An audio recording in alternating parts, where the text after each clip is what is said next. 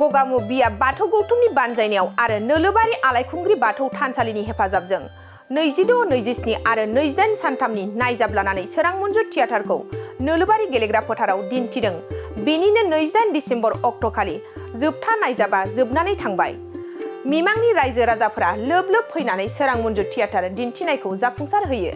चन्द्रकान्त बसुमतारी बिथांनि दैदेननाय सोरां मन्जुर थियेटारा देग्लाय बोसोरखौ लानानै 55 बोसोराव आबुं जाबाय होननानै फोरमायथिदों सोरां मन्जुर थियेटारनि बिगोमा चन्द्रकान्त बसुमतारी बिथाङा। सोरां मन्जुर थियेटारनि बिगोमा चन्द्रकान्त बसुमतारी बिथाङा बुंदों दि बर' थियेटारखौ दैदेननायाव गोबां दुखु खस्थ' जेंना जेंसि जाबोदों, थेवबो दिनैसिम फोथांना लाखिनो हादों। लोगोसे सोरां मन्जुर थियेटारा सनाथि मायथाइ खुंफुंगोन। फैगौ 14, 15 आरो 16 फेब्रुवारि 2024 अक्ट'आव सानथामनि हाबाफारि लानानै सनाथि मायथाइ खुंफुंनो थाखाय साखाफारा जानानै दङ।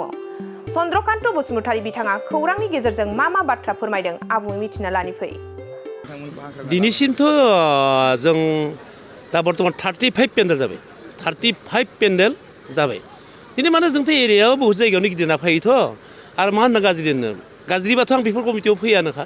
कमिटिया मोजां आं थांनो मोन्दों, थांनाय बोसोराव गायना थांदों बे एरियायाव। दाल' नङा, आग्लानिफ्राय आंबो बे जायगायाव गायनो मोन्दों।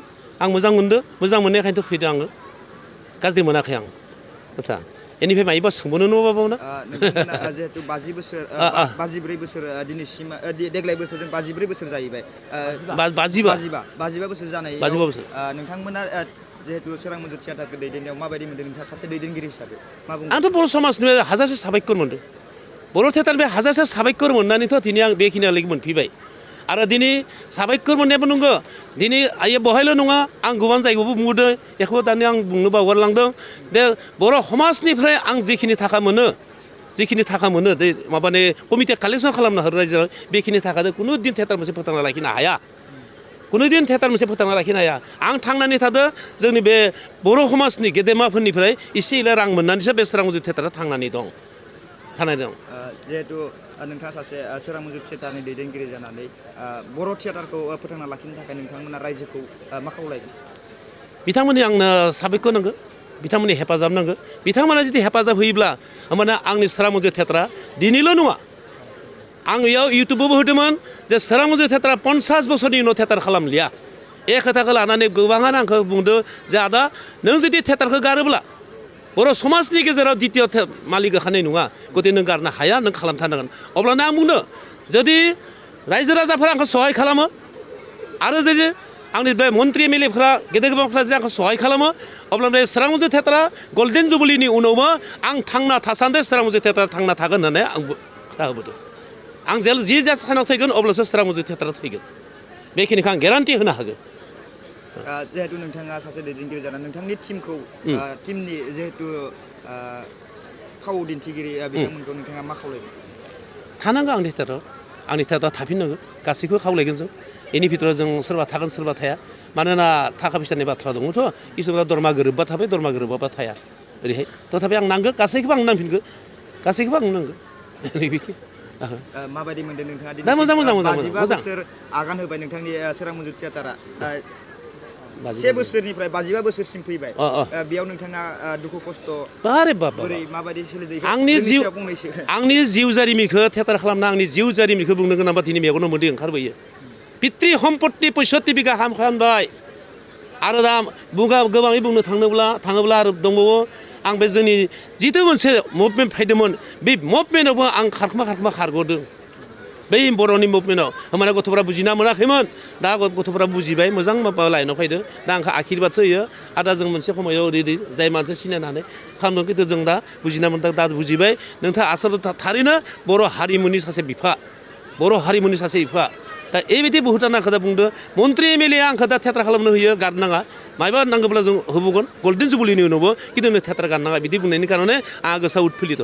आरो देग्लायबो दा बुङो बेबायदि स्टेजाव गाखोनानै मोनब्रै माबा पेन्डेलाव ओरै कमिटिफोरानो मा बुंदों, मा गासै रायजो राजाखौ बुंदों, मा बयबो आखाइ खबना हो, सोरां मन्जुर थियेटार लं लिभ, सोरां मन्जुर थियेटार लं लिभ, सोरां मन्जुर थियेटार जय जाथो, बेबायदि होननानै स्टेजाव आंखौ सम्बर्धना जनायदों। दा नोंथांमोनानो दा जाहैदों बेबायदिबो आंखौ जनायदों। दा बिथाङा बेबायदियाव हनै दाख्लै बरिमुरिनि खोथाखौ बरिमुरि जायगायाव बे जायगायाव दाख्लै गेदेर 12 जन 14 जन मानसिया आंखौ आखाइ हमना माबा आथिं हमनानै खुलुमलांदों बेबायदि स्टेजआव अब्ला आं मेगन मोदै हुदो गाबि बुंदों आं एखौ नङा आं दुखु गाबाखै आं सुखु गाबदो सुखुसो गाबदों आच्चा दा बारा नांले जोंहा माबाबाय दङ माबायदि मोनदों आं थियेटाराव फैनानै मोजां मोनदो आयं बाराया अनदो रायजो राजानिफ्राय सापर्ट मोनदो ओमफ्राय दिनैसिम बे एक्ट्रेसआव बाहागो लानो मोनदो नोंथाङा बेसेबां बोसोर जाखो जिहेतु सोरां मन्जु थियेटाराव बाहागो लानो आं दा 3 बोसोर जाबाय देग्लायदो मोजां मोनदो थानानै रायजो राजाया नोंथांखौ माबायदि अनसायदों रायजो राजाफोरा गोबां हेफाजाब होदों मोजां मोनदो मा खावलायगोन रायजो राजा बिदिनो थुलुंगा होलांबाय था अनसायलांबाय थाथो होननानै रायजो राजाखौ गुरै खावलायहरबाय नोंथांखौ आं बिनिफ्राय आं खावलायनो सानदों जाहाथे चन्द्रकान्त दादाया जेरैबायदि गोबां माने दुखु खस्थ'नि गेजेरजों 50 बोसोर 50 बोसोर जाबाय गल्डेन जुबलि मावबाय बिथाङा जेरैबायदि देहे केहे नांनानै बर' हारिमुखौ फोथांना लाखिदों जाहाथे जोंनि बर' माहारियारि गौथुमफ्रा बा जोंनि बर' रायजो राजाफ्रा दा बयबो जाहाथे अनसायो बयबो मदद होयो बयबो थुलुंगा होयो बेखौनो गथै रायजो राजानि गेजेराव आं खावलायनानै आंनि गोसो गोरबोनि खुलुमनाय सिबिनाय जासिबाय आरो जोंनि सोरां मन्जु थियेटारा जोंनि बर' हारिमुनि रावखौ जाहाथे कालसारखौ फोथांना लाखिनो हायो बेखौनो जों आफा मोसाफोर खालामनानै आं सुंद' गोजोन्थों मोनसे गोजोनथाव खौरां क'क्राझार सहरनि जेडि र'डजों नांजाबनाय सुदेमफुरि गांजिमा बाजाराव थानाय आइ आफा मेड लाइफ बिएम हस्पिटालाव बेराम सोखानो हानायनि गोबां खाबु दं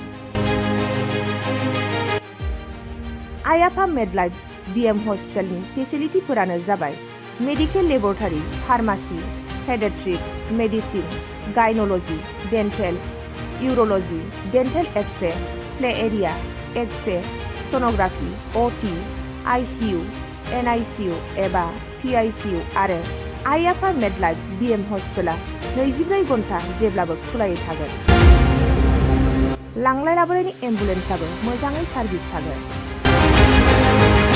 ओनसोलनि सुबुंफोरा बेराम आजारफोरजों भुगिनानै थाना दंब्ला थाबैनो नोंथांनि देहाखौ फाहामथाय लानो क'क्राझार सहरनि सुदेमफुरि गांजिमा बाजाराव थानाय आइ आफा मेड लाइफ बिएम हस्पिटालाव गोख्रैनो फाहामथाय लाफैनो हागोन